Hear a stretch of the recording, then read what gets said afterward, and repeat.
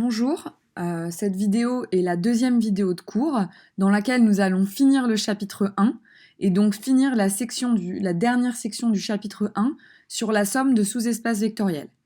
Donc cette vidéo fait directement suite à la vidéo de la semaine dernière et je vous conseille, si vous ne vous en rappelez pas bien, de la regarder avant de regarder cette vidéo. Donc avant de terminer le chapitre, je vais faire quelques petits rappels de cours. Donc la semaine dernière, on a introduit une nouvelle notion qui était la notion de somme de sous-espaces vectoriels.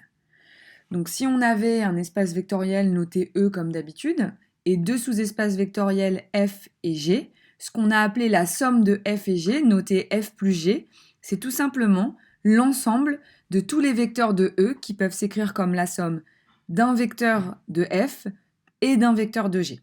On avait donc noté, comme je viens de le dire, cet espace F plus G, et on avait établi des propriétés sur la somme de deux sous-espaces vectoriels. Donc la première propriété était que F plus G était bien également un sous-espace vectoriel, et la deuxième propriété fondamentale vraie lorsque E est un espace vectoriel de dimension finie était que la dimension de l'espace vectoriel F plus G, c'était tout simplement la dimension de F plus la dimension de G moins la dimension de l'espace vectoriel F inter G. On avait ensuite défini la notion d'espace supplémentaire, donc toujours dans un espace vectoriel E. F et G sont deux espaces supplémentaires, si et seulement s'il y a deux propriétés qui sont vérifiées. La première, c'est que le sous-espace vectoriel F plus G est égal à E. Donc ça veut dire que n'importe quel élément de E peut s'écrire comme la somme d'un élément de F et d'un élément de G. Et la deuxième propriété, c'était que l'intersection de F et G était l'espace vectoriel réduit à un seul élément, cet élément étant l'élément neutre de E. Donc, pour dire que deux espaces étaient supplémentaires, on utilisait la notation suivante. En appliquant, dans le cas de la dimension finie, la formule précédente, en fait, ce qu'on obtient directement quand deux espaces sont supplémentaires, c'est tout d'abord que F plus G est égal à E, donc la dimension de F plus G, c'est la dimension de E. Et comme l'intersection de F et de G est l'espace vectoriel qui contient un seul élément, qui est l'élément neutre, par convention, on a dit que cet espace vectoriel était de dimension 0. Donc, en appliquant la définition d'espace supplémentaire, on obtient directement que si F et G sont deux espaces supplémentaires de E, et que si E est un espace vectoriel de dimension finie, alors la dimension de E, c'est la dimension de F plus la dimension de G. Donc ça, c'était pour la semaine dernière. Et ensuite, on avait vu une dernière propriété qui était que si F et G étaient deux sous-espaces vectoriels de E, alors n'importe quel vecteur X de E pouvait s'écrire de manière unique, donc c'est ça qui était très important, comme la somme d'un élément de F et d'un élément de G. Donc cette décomposition étant vraiment unique. Donc pour finir le cours sur les sommes de sous-espaces vectoriels, je vais énoncer une dernière propriété sur les espaces vectoriels supplémentaires, qui sera vraiment une propriété extrêmement utile, qu'on utilisera beaucoup, notamment dans le TD5, et qui est très utile en pratique. Donc cette proposition, ça correspond à la proposition 4.5 du polycopier, que vous avez disponible sur UMTIS, et c'est la suivante. Donc, on se place toujours dans un espace E de dimension finie, et on considère F et G deux sous-espaces vectoriels de E. Et alors, on a une équivalence entre les trois propriétés suivantes. Donc, la première, en première ligne, qu'on numérotera 1, c'est F et G sont deux espaces supplémentaires de E. La deuxième propriété équivalente, c'est de dire que la dimension de F plus la dimension de G est égale à la dimension de E, et que l'intersection de F et G est égale à l'élément neutre. Donc, que veut dire l'équivalence de 1 et de 2 ? Ça veut dire que si 1 est vérifié, alors on a la propriété 2, mais ce qui va être beaucoup plus utile en pratique, on est en train de dire qu'il suffit de montrer ces deux propriétés pour en déduire que F et G sont supplémentaires de E. Pareil, un autre moyen de montrer que F et G sont deux sous-espaces supplémentaires dans E est de montrer tout simplement que la somme de la dimension de f plus la dimension de g est égale à la dimension de e, et que f plus g est égal à e.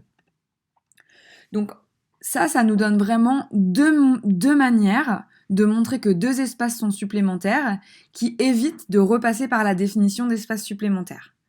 Donc pour s'entraîner, on va beaucoup appliquer cette proposition dans le TD5.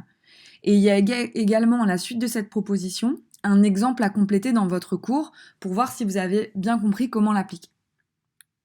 Donc, je voudrais parler un peu de la démonstration. Donc, pour démontrer la propriété, il faut d'abord montrer que si je suppose que 1 est vrai, alors 2 et 3 seront aussi vérifiés.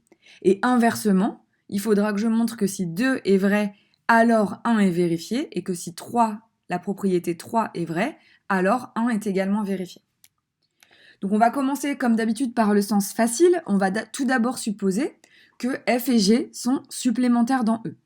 Donc si j'applique la définition, déjà première ligne, ça veut dire tout d'abord que l'intersection de f et g, c'est l'ensemble qui contient l'élément neutre, et que E est égal à f plus g. Donc cette première ligne-là, c'est tout simplement la définition d'espace supplémentaire. La deuxième ligne, c'est la petite propriété qu'on a vue sur la dimension, le lien entre la dimension de E et la dimension de f et g lorsque f et g sont supplémentaires. Et ben, on se rend compte que si je combine ces trois éléments, on obtient directement que la propriété 2 et la propriété 3 sont vérifiées, puisque on sait que si f et g sont supplémentaires, on a automatiquement cette propriété, et la deuxième propriété dans chacune des équations 2 et 3 vient juste de la définition d'espace supplémentaire. Donc ça, c'était le sens facile. On va maintenant montrer le reste de la proposition, donc à savoir que la propriété 2 est suffisante pour obtenir que f et g sont supplémentaires dans E, et pareil, de même, on va montrer que la propriété 3 est suffisante pour montrer que f et g sont supplémentaires dans E, c'est-à-dire pour montrer la propriété. Donc, on va d'abord supposer que la propriété 2 est vérifiée, c'est-à-dire que f inter g est égal à l'espace vectoriel réduit à l'élément neutre de E, et que la dimension de f plus la dimension de g est égale à la dimension de E. Donc ça, c'est ce qu'on suppose, et on veut montrer que f et g sont supplémentaires dans E. Donc, si vous vous rappelez la définition d'espace supplémentaire, la seule chose qui reste à montrer est que E est égal à f plus g, puisqu'on a déjà que l'intersection est réduite à l'élément neutre. Donc c'est ce qu'on va essayer de montrer. Premièrement, donc par définition, ce qu'on a, c'est que f plus g est inclus dans E. Donc ça, c'est évident, parce que f plus g est un sous-espace vectoriel de E, donc par définition, c'est un sous-ensemble de E. Maintenant, plus intéressant, ce qu'on peut montrer, c'est que dans ce cas-là, la dimension de f plus g est égale à la dimension de f plus la dimension de g. Pourquoi ? Puisque si on applique la propriété qu'on a vue sur la dimension de somme de sous-espaces vectoriels, on sait que dim de f plus g, c'est la dimension de f, plus la dimension de g, moins la dimension de f inter g. Mais ici, f inter g, c'est tout simplement l'espace vectoriel qui contient uniquement l'élément neutre, et par convention, on sait que cet espace vectoriel est de dimension 0. Donc on obtient bien que dans ce cas-là, dim de f plus g est égal à dim de f plus dim de g. Ensuite, si j'utilise la deuxième propriété, qui est que la somme de la dimension de f et de la dimension de g est égale à la dimension de E, du coup j'obtiens que dim de f plus g est égal à dim de E. Et là, si vous vous souvenez de votre cours, j'ai un sous-espace vectoriel f plus g qui est inclus dans E et qui a la même dimension que E. Et vous avez une propriété de cours qui vous dit que dans ce cas-là, automatiquement, f plus g est égal à E. Donc si vous ne vous rappelez pas de cette propriété, je vous laisse retourner à votre cours. Donc dans ce cas-là, on a bien montré que f plus g est égal à E. On avait déjà par hypothèse que l'intersection de f et g était réduite à l'élément neutre de E. Donc on obtient bien que f et g sont supplémentaires dans E. Donc maintenant, on va refaire exactement la même chose, mais cette fois-ci en supposant que la propriété 3 est vérifiée. Donc toujours cette égalité sur les dimensions, mais cette fois-ci, on remplace la propriété sur l'intersection par la propriété suivante, f plus g est égal à E. Donc pour montrer, notre but est toujours de montrer que f et g sont supplémentaires dans E, donc il nous reste à montrer que f inter g est égal à l'espace vectoriel réduit à l'élément neutre. Donc, ici, comme on a supposé que f plus g est égal à E, alors comme ces deux espaces vectoriels sont égaux, bien évidemment, ils ont la même dimension. Du coup, si j'applique toujours ma propriété sur la somme de sous-espaces vectoriels, j'obtiens que la dimension de f inter g, ça va être la dimension de f plus la dimension de g, moins la dimension de f plus g. Mais ceci, par hypothèse, est égal à dimension de E, et là, on vient de dire que dimension de f plus g était aussi égale à dimension de E. Donc ce qu'on obtient, c'est que f inter g est un espace vectoriel de dimension égale à 0. Et le seul espace vectoriel qui est de dimension égale à 0, c'est l'espace vectoriel réduit à l'élément neutre de E. Donc on obtient bien ce qu'on voulait, et donc on en déduit toujours la même chose, que la propriété 1 est vérifiée, c'est-à-dire que f plus g sont supplémentaires dans E. Donc après cette proposition, il nous reste une dernière propriété à énoncer avant de terminer le chapitre 1. Cette propriété est la suivante, en fait, qu'est-ce qu'elle vous dit? Que si on est dans un espace de dimension finie et qu'on se donne un sous-espace vectoriel, alors je peux toujours trouver des espaces supplémentaires de cet espace vectoriel f.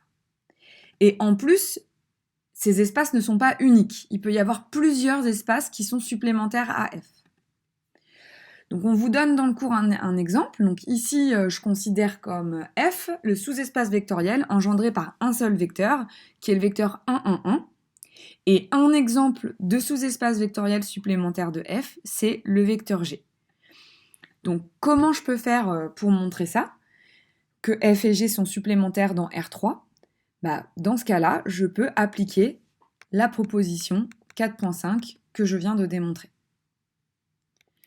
Donc, je vous laisse le faire, mais je peux vous donner une indication. Donc déjà, au niveau des dimensions, donc on peut montrer facilement que la dimension de f est égale à 1, puisque c'est tout simplement un sous-espace vectoriel engendré par un vecteur. Donc ça, on en reparlera beaucoup dans le TD5. Pareil, je vous renvoie au TD5 et aux vidéos qui l'accompagneront.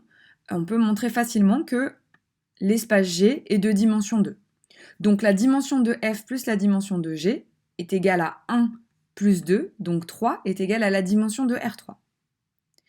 Donc ensuite, pour montrer que ce sont deux espaces supplémentaires, si on veut appliquer la proposition, il ne reste plus qu'à montrer soit que f inter g est égal au vecteur nul, ou soit que f plus g est égal à R3. Et pour ça, je vous laisse réfléchir et essayer de le faire. Donc on verra plein d'autres exemples dans le TD5, et en particulier un exemple d'application de cette proposition dans l'exercice 3. Bon apprentissage, et la prochaine vidéo de cours sera sur le début du chapitre 2.